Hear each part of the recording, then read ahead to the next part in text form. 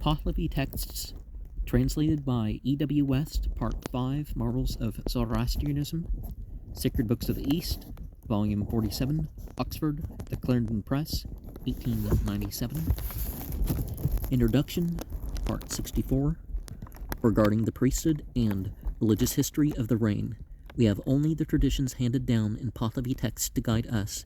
In these we are told that Aturapad, son of Maharaspend, Dean Card 7, Chapter 7, verse 19, was born in the Steel period, Dean Card 984, and lived in the reign of King Shahpuhar II, son of Auharmazd, of page 145, and being high priest over the religion, did 3736. He also collected and preserved the Nasks, Dean Card 8122, and after he had proved his orthodoxy by ordeal, Sug 107071, the king proclaimed his intention of not allowing any more heterodoxy, Dean Card 427. In his old age he obtained a son after devout prayer and named him Zarathustra Pund Namak I, but this son also bore the Avesta title of Avareth Rabau, Dean Card 7, verses 20 and 21, 8, 13, verse 18, who is called the son of Rastara Vagdent in Yast 1306, showing that this latter Avesta title was adopted by Aturapad himself. Finally, we meet with another Aturapad, son of Zarathustra, described in Peshotan's Dean Card 3, 137-2, as high priest in the reign of Yazdakard I, 399-420 of the Common Era, son of Shahpuhar, and also mentioned in Pahlavi Yast, page 122, 14, and 15, translated in Dean Card 817, and we have here evidently three successive high priests, father, son, and grandson, and all celebrated men. The father had been employed in collecting and revising, or probably translating, some of the sacred books, and then after a religious discussion submitted himself to the ordeal of melted metal as a test of his orthodoxy. The king was convinced, and his proclamation meant persecution of the heterodox, such as was commenced about 339 of the Common Era, as regards the Christians. And we find early in that Achaemenian period, the idea of persecuting people for being part of a different religion was just not accepted. So that we may safely assume that Aturpad's ordeal took place shortly before this date, and probably shortly after 337, when the Roman war commenced, as we must also certainly assume that the original chronology could not have come into existence at a much later date than 341, when so remarkable an event as the birth of a new apostle was fixed by it to occur. We have to consider who this apostle could have been, and whether it may not have been intended to identify him with Aturpad's own son. In the first place, such a suspicion consistent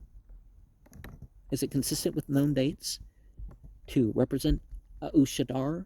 According to the original chronology, the son must have been born about 341 of the Common Era, part 63, so the last program lets us know about that.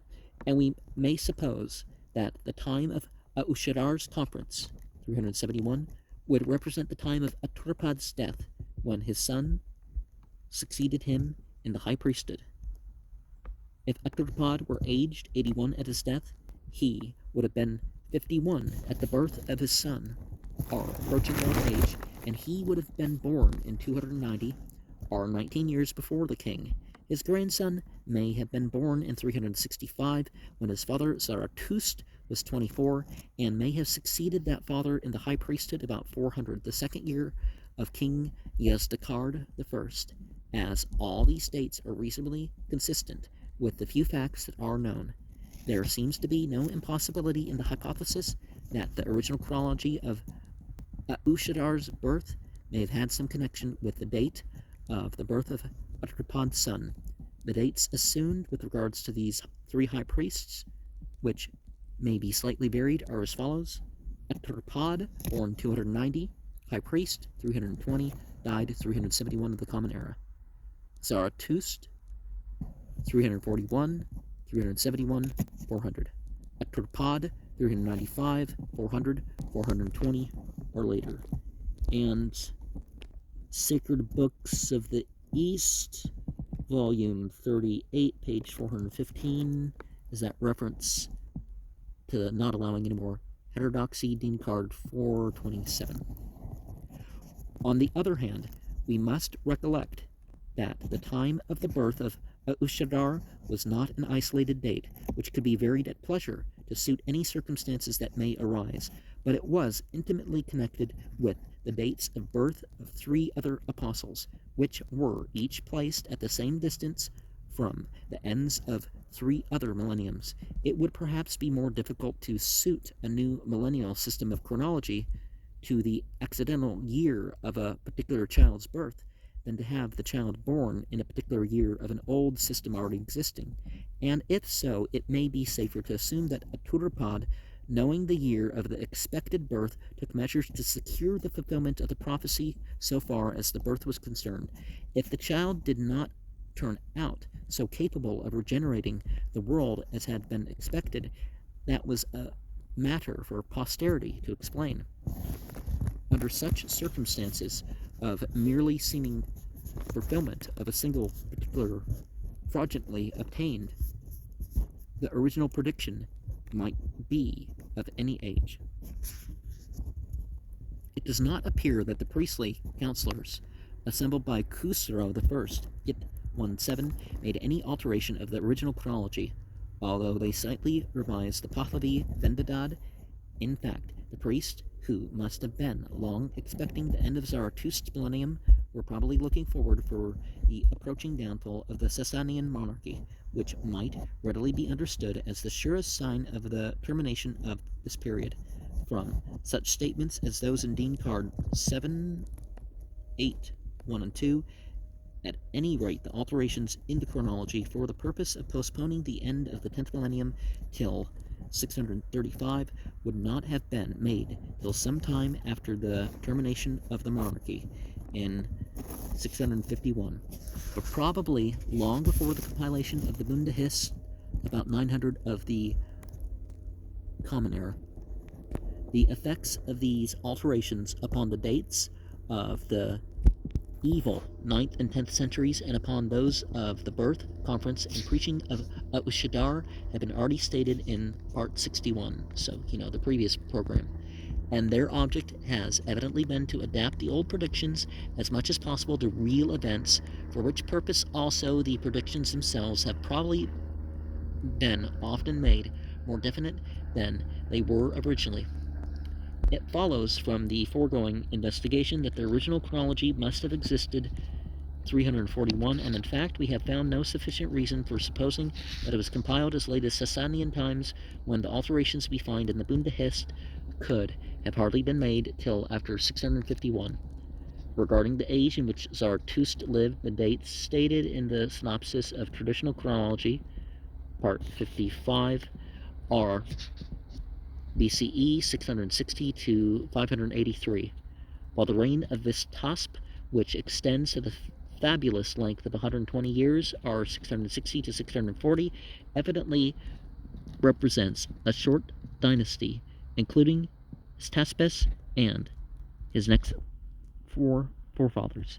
If we accept the traditional identification of Vistasp with the father of Darius I, but the names of those forefathers, which are known on the impeachable authority of the Behestun inscription of Darius himself, render it almost impossible to accept this traditional identification, as they differ totally from those of the forefathers of Vistasp in the Avesta.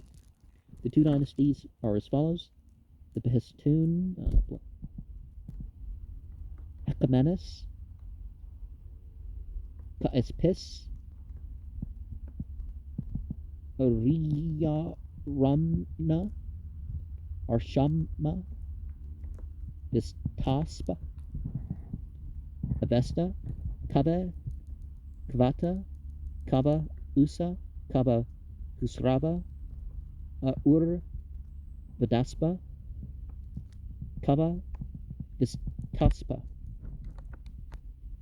And these were the reigning sovereigns, but the last two are descended from a collateral branch, and their actual pedigree is as follows: Kava, Kvata, Kava, Ipivangu, Kava, Pisanang, Manus, Uzava, Ur Varaspa, Kava, Vistaspa, and his 31, 28, and 29. And, well, remember that particularly when we're referring to sacred histories, it often skips generations, even millennia. Usually not, but, usually something more like just generations or a couple hundred years here and there or something. But unless it can be shown that these two series of names have the same meaning in two different languages, there seems little chance of proving the identity of the two dynasties. We may, however, quote the instances of the high priest Aturpad, Tarapata, and his son Zarathustra, being called Rastara, Vagant, and Avarath Rabau, respectively, in the Avesta, c. 64. But these latter names seem more like titles than translations. And that's why we think that perhaps Zarathustra was even earlier than that 1700 to 2000 BCE period, is that some linguistic things indicate things, and then we also see, well, sounds more like a title than a name, but back in the day the names all meant something too, so we should consider that. The date of Zoroaster and his religion has formerly been discussed by Mundishman and others. Zoroastrianistudien von der Mundishman, edited by Spiegel, 1863, page 121 to 163, and 260, 313, and others, and the question has been lately re-examined by William Jackson.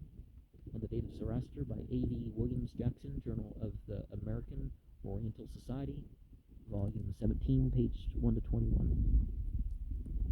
He divides the ancient statements that have been made on the subject into three classes: those which declare that Zarathustra lived before BCE 6000, those which associate his name with Ninus and Semiramis, and the native tradition, which, as we have seen, places his life in the period of BCE 660 to 583, to fit in with that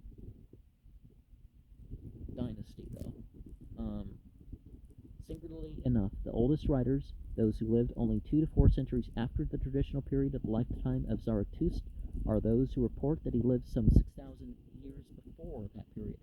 Pliny the Elder, Natural History 32, quotes Eudoxus, BCE 368, as stating that Zarathustra existed 6,000 years before the death of Plato, that is, BCE 6347, which is also confirmed by Aristotle, and he quotes Hermippus about 250 BCE, and placing him 5,000 years before the Trojan War, that is BCE 6184. A third mode of describing this period seems to have been used by Xanthus of Lydia, BCE 500 to 450, who stated that Zarathustra lived 6,000 years before Xerxes, as quoted by Diogenes Laertius, that is BCE 6485, which does fit in with some details of the mythology, this earlier than 6000 BCE date. 3 or 4 other classical writers mention similar statements, and Jackson points out these extravagant dates are probably owing to the European writers misunderstanding of person's statements with regard to the pre-existence of Zarathustra's Pravashi, it will, in fact, be seen from the synopsis, already discussed in 55, that the traditional account is that the spiritual body of Zarathustra was framed altogether as early as the beginning of the 4th millennium, which occurred BCE 6630. And this may be accepted as a close approximation to the three dates, 6347, 6184, and 6485, indicated by the ancient writers, considering that their statements are made in even thousands of years. Now, for anybody else, the reference to the Pravashi is typically mentioned in terms of, either pre-existence and, it's everybody, it doesn't, nothing specific, or their physical incarnation. So, again, further evidence, there's some doubts about the correctness of some of these dates listed by Xanthius and whatnot. Pliny also mentions, on the authority of other writers who are not named, that another Zoroaster, a Pro-Cnesian, lived a little before the time of Ostanus, who accompanied Xerxes to Greece, BCE 480, and so far as time is concerned, this Zoroaster might have been the traditional Zarathustra, who is never represented as a king, although the supreme Zarathustra of the Vesta was apparently a ruling priest. The time in which this Bactrian lived is also very uncertain, for though Semiramis has been recently placed at about 800 BCE, her position in Al-Biruni's tables is certainly 1200 years earlier, which matches up with some of the textual evidence of the language. But I think that was a Magian revision. Magians in the tribe, or revival, in which we have that. Just like with the Bible, we have different language from different language from different language, and we don't know where some of the stuff started. In the Sanskrit stuff, some of that stuff goes back 40,000 years, but we, so things at least change linguistically time and time again. It seems, therefore, that the ancient statements regarding the date of Zarathustra, reported by Pliny and corroborated by a few other classical writers, can be fully explained from the traditional system of chronology used in the Pahlavi text. By identifying the classical Zoroaster of the 7th millennium BCE with the traditional Zarathustra in his antenatal spiritual state after he had ceased to be a mere Pravashi, our primary idea.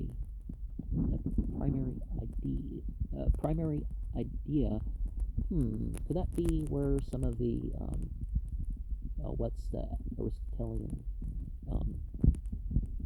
term for that sort of thing? And has become an intelligent, moving, and personal existence, but still a spirit, while later Zoroaster of Pliny, who flourished before the 5th century BCE, must have lived about the same time as the traditional Zarathustra after he came into worldly existence, and may reasonably be identified with him, although Pliny had little information to give about him. It will be noticed that this explanation depends entirely upon the peculiarly artificial system of the traditional chronology, in which the whole of time is assumed to consist of 12 millenniums devoted to different purposes, and if this particular system had not been in use at the time of those statements quoted by Pliny and Diogenes Laertius were made by those statements could not have been explained as referring to the same individual. But if they do not refer to the same individual, we have only the options of rejecting all the statements or believing an impossible date to be literally correct, neither of which decisions would be altogether satisfactory to a judicious mind. The only reasonable conclusions seem to be that the chronology based upon the 12 millenniums was in use in the 5th century BCE, about which time the earliest quoted statement seems to exist. It will also be observed that this millennial chronology is inextricably associated with the idea of the primeval existence of all good creations in the state of Pravashis. These are described as spiritual existences who remain 3 millenniums unthinking, unmoving, and intangible. 1:8. And the next 3 millenniums they still remained undisturbed by evil, mankind represented. for that period by Guyomard in the World, 34:1, by the spiritual form of Zarathustra in heaven, in cards 7 to 15. While the animals were symbolized by the primeval ox for the same period, 6 millenniums, which are half the duration of time, were thus appropriated to Fervashi's spiritual and embodied, probably before the birth of Plato, if we may rely upon classical statements, and it must have been before this date that the series of millenniums was arranged for all future history, till time was expected to merge once more into eternity at the renovation of the universe. As we have seen, that Zoroastrian tradition is very consistent in fixing the date of Zarathustra's activity about the end of the 7th century BCE. It may be asked, why have Avesta scholars so strongly insisted upon its greater antiquity? They may have had several reasons, but 3 at least were important. First, they had the classical statements which, as we have seen, part 71, or 78 by the way, generally place Zarathustra as far back as the 7th millennium BCE on the testimony of persons who lived from 2 to 4 centuries after the traditional date of Zarathustra's death. No one, of course, could believe in the literal accuracy of the number of millenniums, which referred, as we have seen, to an imaginary period of spiritual existence. Well, it could be representative of something else, but our spiritual existence, of course, would go back further than that. But this number was considered merely as an exaggeration which might be reduced to any amount that seemed reasonable. At the same time, this evidence for antiquity was quite sufficient, in the second place, to discredit the traditional date of which these old authorities seemed ignorant, though it was a period of then comparatively recent. And if this discredit had not been sufficient to shake the faith of Avesta scholars in the traditional date of Zarathustra, they still had a third reason for their skepticism when they discovered that the language of Avesta was not merely a sister of Sanskrit, but that a large portion of it was sister to the oldest Sanskrit with which they were acquainted, and which appeared to them certainly older than the time of Gautama Buddha, who lived about 1 generation later than the traditional Zarathustra.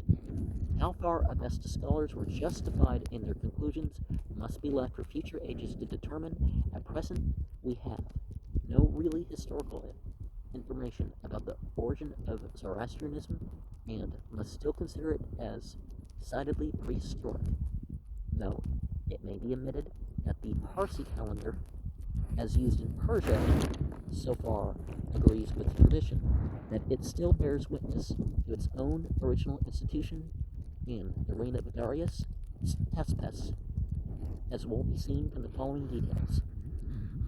And there's a lot of retroactive dating when people make sacred calendars. I mean, almost always. But sometimes they date it from a particular conservative period rather than when the ancient prophet was. The Parsi year consists of 12 months, each consisting of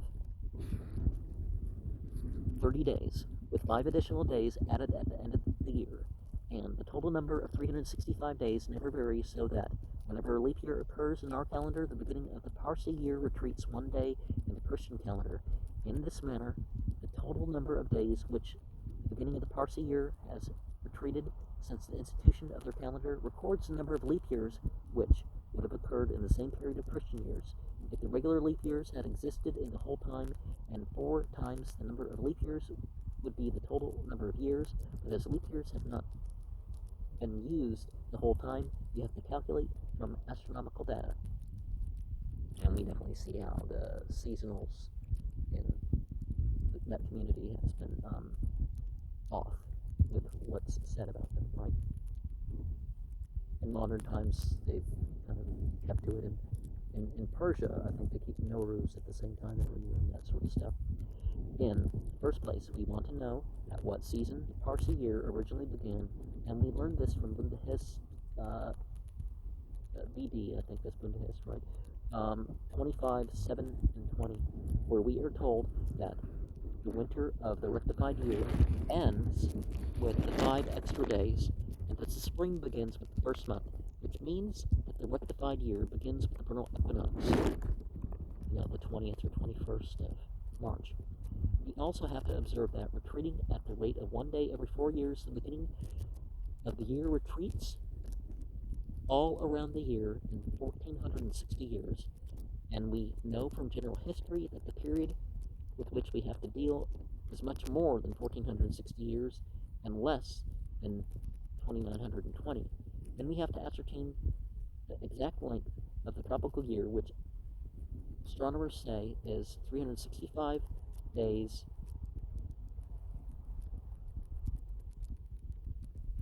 .2422, with an infinitesimal decrement quite inappreciable in the period we have in view. We may calculate from any vernal equinox which occurs not too far from noon, say that of March 22nd, 1865, when the beginning of the Parsi year, according to Persian reckoning, had retreated to August 24, 1864, are 210 days, in addition to the previous retreat of a whole year of 365 days, or altogether 575 days since the establishment of the calendar. Well, the Parsi don't go back as far, so, and there's a huge gap, and that makes you wonder too, but that's for something else, right?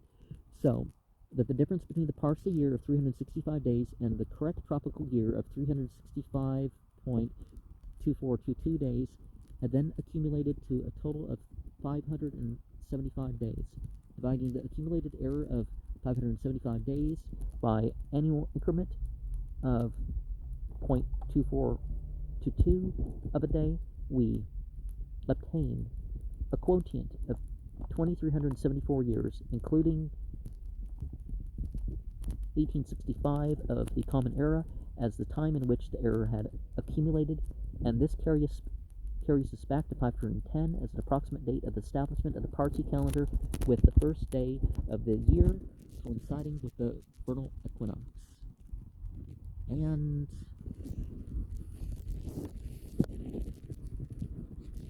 yeah, but as I said, you can't trace the Parsi community that far back.